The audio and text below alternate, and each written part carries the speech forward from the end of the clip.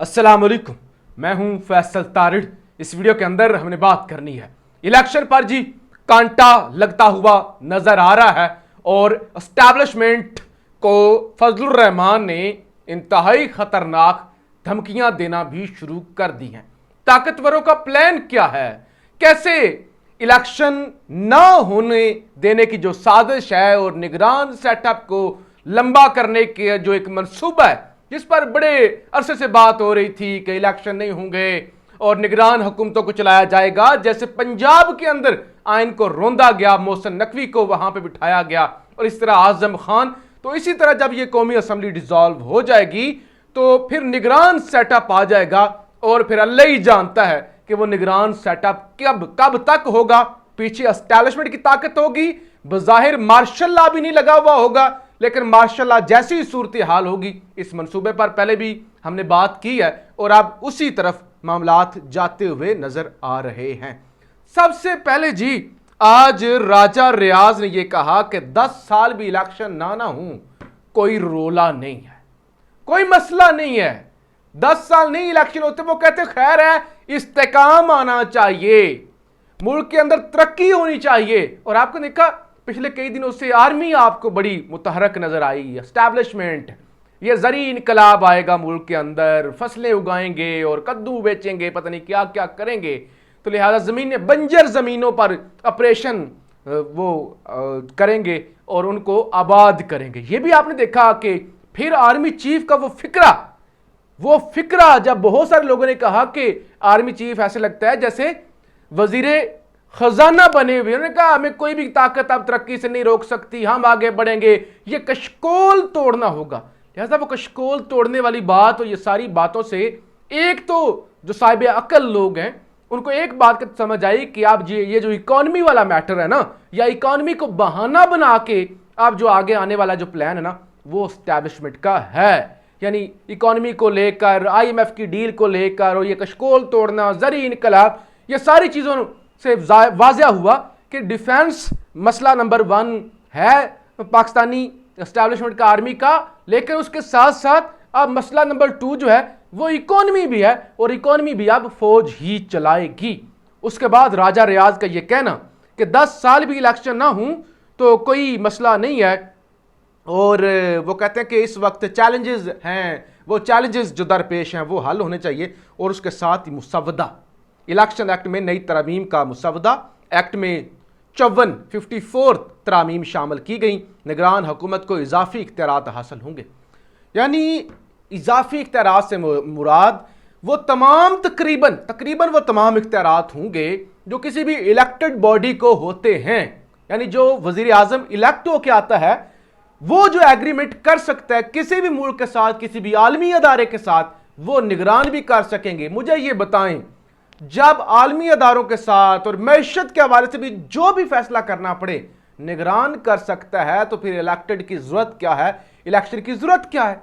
जब वो कर सकेंगे, उनके पास इख्तियार होगा, फिर इलेक्शन ना भी हो, काम तो चल रहा है। तो लिहाजा इसी तरह काम चलाया जाएगा। और बेशुमार तरमीम है कि 2 बजे तक रिजल्ट देना होगा, प्रिजाइडिंग अफसर, फिर उम्मीदवार कितने पैसे खर्च कर सकेंगे, ये बेशुमार इलेक्शन इस्तिलाहात के हवाले से भी चीज़ें हैं। लेकिन बड़ी चीज़ जो है इख्तियारात होंगे, और वो वाले इख्तियारात होंगे जो इलेक्टेड वज़ीर आज़म के पास होते हैं। इस पर अबू ज़र सलमान नियाजी ने कहा कि giving power of elected PM bye amending section 230 of care taker PM is unconstitutional.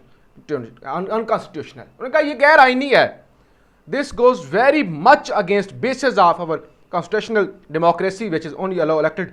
अच्छा जी, उन्होंने कहा ये जो वो तमाम इख्तियारात जो इलेक्टेड लोगों को मिलते हैं, जो हमारे आइन के अंदर हैं, वो केयर टेकर को देना ये गैर आईनी है। ये PTI के हमायती वकील है, केस लड़ते हैं, अबू ज़र सलमान नियाजी, उनकी जानब से कहा गया है।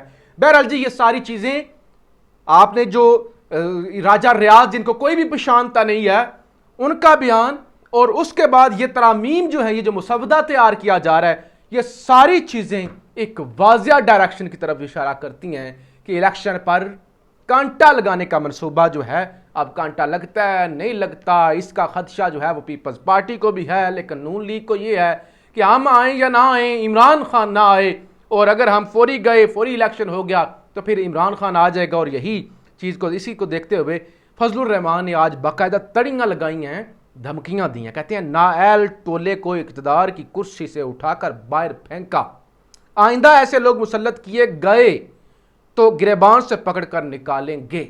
एक तो उन्होंने ये बात की, दूसरी जो उन्होंने बात की कि आइंदा ऐसी हुकूमतें मुसल्लत हुई तो गिरबान से पकड़ कर निकालेंगे, हमें लड़ने का तजर्बा ज्यादा है और दोस्ती का कम। उन्होंने कहा एस्टैब्लिशमेंट को, उन्होंने कहा कि हमें लड़ने का तजर्बा बड़ा है, दोस्ती का तजर्बा हम इतना नहीं है, हम इतने अच्छे दोस्त नहीं है, लेकिन हम लड़ते बड़ा है। वाजिया कहा कि अगर इमरान खान को आने दिया गया, पहले तो हमने गिरबान से निकाला है, आगे भी हम निकालेंगे, लेकिन उनको आने दिया गया तो फिर हम आपके दोस्त नहीं हैं, हमें लड़ने का बड़ा तजर्बा आता है। तो वाजिया धमकी देगी ताकतवर हलकों को, खबरदार हम तुम्हारे खिलाफ बंदूकें तान लेंगे, हम तुम्हें जो है ना वो छठी का दूध याद ला देंगे अगर अब इमरान खान वाला तजर्बा हुआ या इमरान खान को ताकत में आने दिया गया। तो एक वो एंजाइटी और टेंशन कि खान को नहीं आने देना, रोकना है। एस्टैब्लिशमेंट से भी कहा जा रहा है कि आपने भी नहीं आने देना, तमाम तर दीवारें खड़ी करनी है।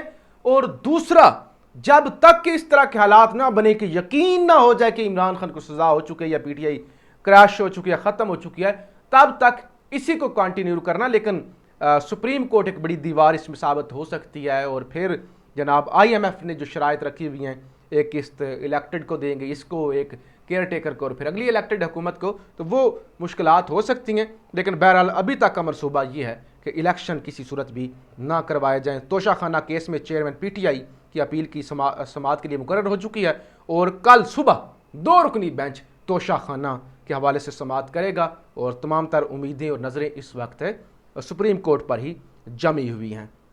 ख्वाजा आसिफ साहब डिफेंस मिनिस्टर हैं, आज उन्होंने हस्बे मामूल हस्बे आदत आज फिर उन्होंने कीचड़ उछाला है ख़वातीन पर, और ख़वातीन के हवाले से बड़ी नाजेबा उन्होंने गुफ्तगू की है, शर्मनाक गुफ्तगू की है।